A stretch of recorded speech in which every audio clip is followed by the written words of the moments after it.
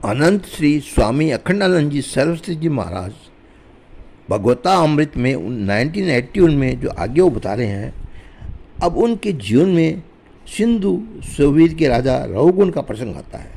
पुराणों में ये कथा आती है कि राजा भरत के द्वारा पाला पोसा व स्नेह पाया हुआ हिरण, उसके सैकड़ों जन्म होते हैं, लेकिन महात्मा का सत्संग होने के कारण उसके अन्य सब जन्म तो मिट गए, लेकिन उनको राजा रहुगण के रूप में जन्म लेना पड़ा।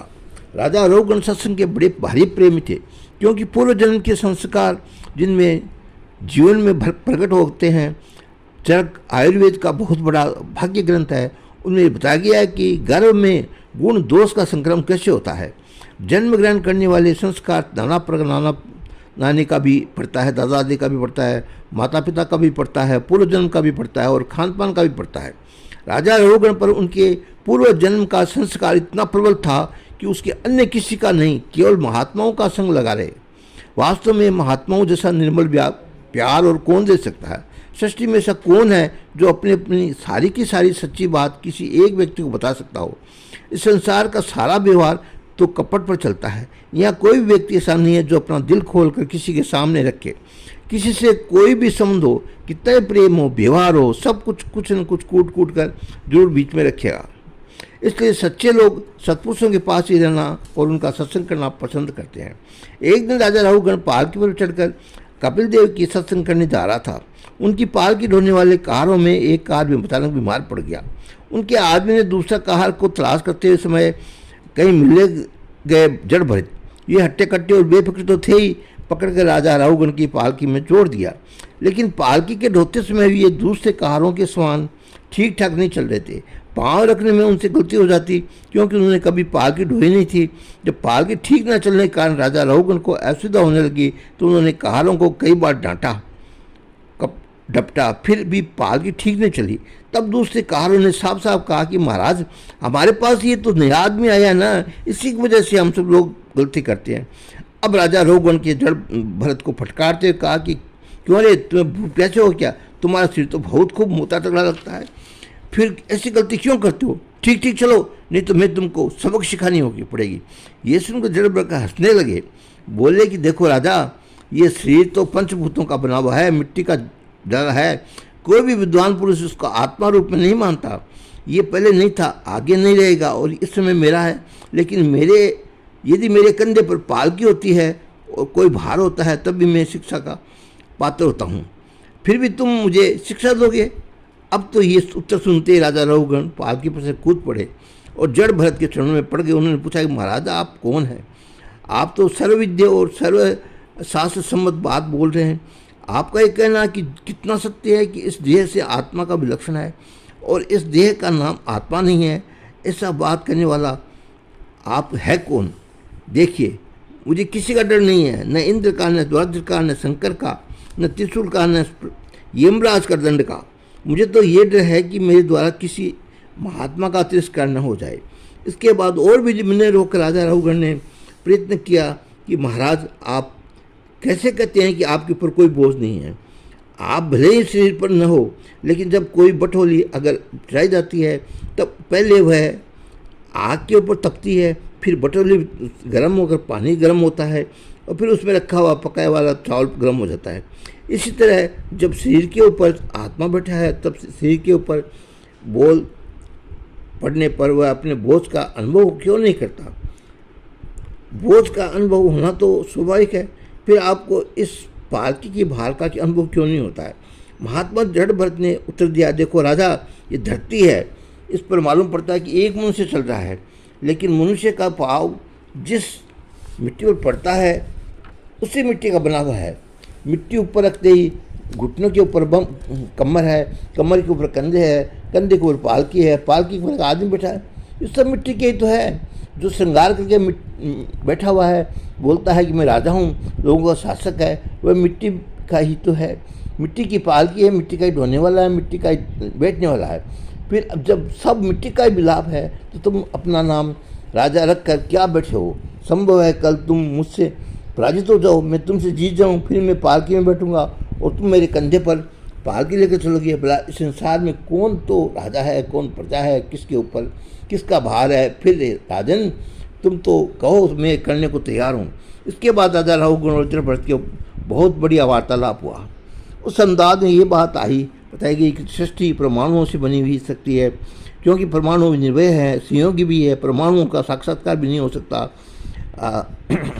अज्ञान के कारण इस सृष्टि का मूल तत्व जानने के लिए पहले मन से परमाणुओं से कल्पना होती है और फिर उनके समूह कल्पना होती है।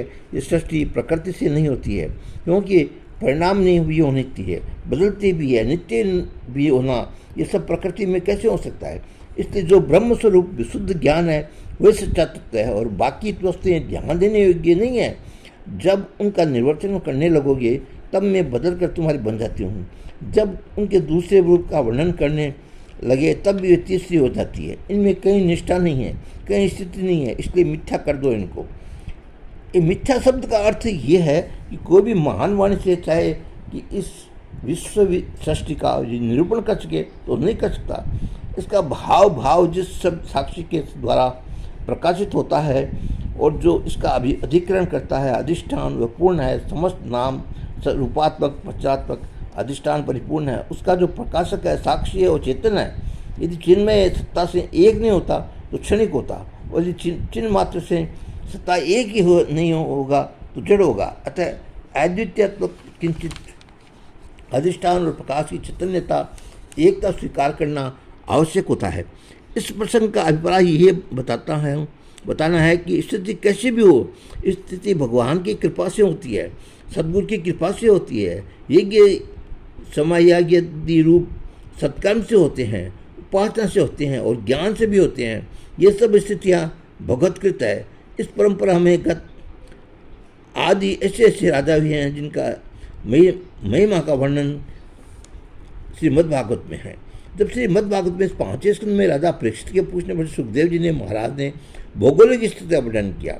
उनमें ये बात साफ साफ कर दी कि द्वीपों, वर्षों और खंडों आदि के वर्णन का अभिप्राय किसी भौतिक वस्तु के वर्णन से नहीं है।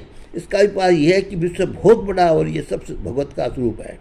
स्वयं भगवान ही इस रूप में प्रकट होते हैं। इसलिए ये विराट विश्वरूपी भूगोल खगोल के रूप में भगवान का ध्यान किया जाए तो मनुष्य का अंतःकरण शुद्ध हो जाता है, उसके राग देश की निवृत्ति हो जाती है। श्रीमद्भागवत गीता में वर्णित भूगोल खाक ऐतिहासिक या भौगोलिक दृष्टि से अनुसंधान करके कोई मत सिद्ध नहीं करने की नहीं है, बल्कि भगवान सरल रूप से ध्यान करने योग्य है। इसके वर्णन उद्देश्य ही है कि इसमें जो जड़ है, चेतन है, तृण से मूल लेकर प्रकृति पर्यंत और कीटाणु से लेकर हिरण्य पर्यंत सबको सब परमात्मा स्वरूप है। उसका ध्यान करने पर राग देश की अत्यंत निवृत्ति हो जाती है। देखो हमारे यहाँ विभिन्न भेद है, जैसे स्त्री पुरुष भेद, संप्रदायों का भेद, भारतीय अभारतीयों का भेद, वेदिका का भेद, सेव का भेद आदि आदि, ये सब स्वयं के भेद है। वे तो हमारे दिलों का भेदन करते हैं, हथौड़ा मार मार कर तोड़ने वाले हैं, छिन्न छिन्न करने वाले हैं। इन भेद विभेदों और परिच्छिन्नों से हमारा दिल फट जाता है। इसलिए हमारे कटे हुए दिलों का हृदयों को जोड़कर परमात्मा स्वरूप बनाने के लिए ही मद्भागवत के भूगोल खगोल का वर्णन आता है। फिर भी मैं इस इशारे पर तौर पर आपको थोड़ा सा भूगोल शास्त्र का वर्णन सुना देता हूँ। श्रीमद्भागवत के अनुसार पृथ्वी में 7 द्वीप है। एक द्वीप से दूसरा द्वीप दुगुना है, दूसरे से तीसरा द्वीप दुगुना है। इसी प्रकार ये सब द्वीप एक बड़े होते हैं, इसके बाद भी एक दूसरे से बड़े हैं। द्वीपों का घेरा इतना बड़ा होता है कि उतना ही समुद्र का घेरा ही बढ़ता जाता है। यदि हम इस वर्णन का शुद्ध से देखें तो हम कन्याकुमारी से लेकर हिमालय तक के भूमि भाग का नाम भारतवर्ष नहीं है, जिसको जम्बू द्वीप बोलते हैं। उसका अर्थ क्या है? जम्बू धातु से मूल लेकर जम्बू द्वीप शब्द बना है। इसका मतलब ये है कि यहाँ अधिकतर मनुष्य पैदा होकर बड़ा भारी सौभाग्य प्राप्त कर लेता है, उसका नाम जम्बू द्वीप है। जम्बू शब्द का बना जायते जो क्रियापाद है, इसका अर्थ है कि जम्बू द्वीप से जन्मते ही सिद्ध होते हैं। जम्बू द्वीप क्षार सागर से परिचिष्ट है। खारे पानी वाले समुद्र में घिरी हुई जितनी भी धरती है उसका नाम है जम्बू द्वीप। उस जम्बू द्वीप में बहुत सारे द्वीप है, वर्ष है, वे सब के सब सूक्ष्म है। उनमें भी भारतवर्ष है, वो स्थूल है। इस हिसाब से आजकल जितनी भी धरती मिलती है सबका नाम भारतवर्ष है और सारा का सारा कर्म श्रेष्ठ है। इस धरती में पैदा होकर मनुष्य को कर्म करना चाहिए और इस भारतवर्ष में कन्याकुमारी से आगे लेकर हिमालय पर्यंत जो भी भूखंड है उसका नाम भरतखंड है। जैसा कि संकल्प में आता है। श्री स्वामी श्री आनंद श्री अखंडानंद जी महाराज आगे बताएंगे, उसके पहले जय श्री कृष्णा, जय श्री कृष्णा, जय श्री कृष्णा।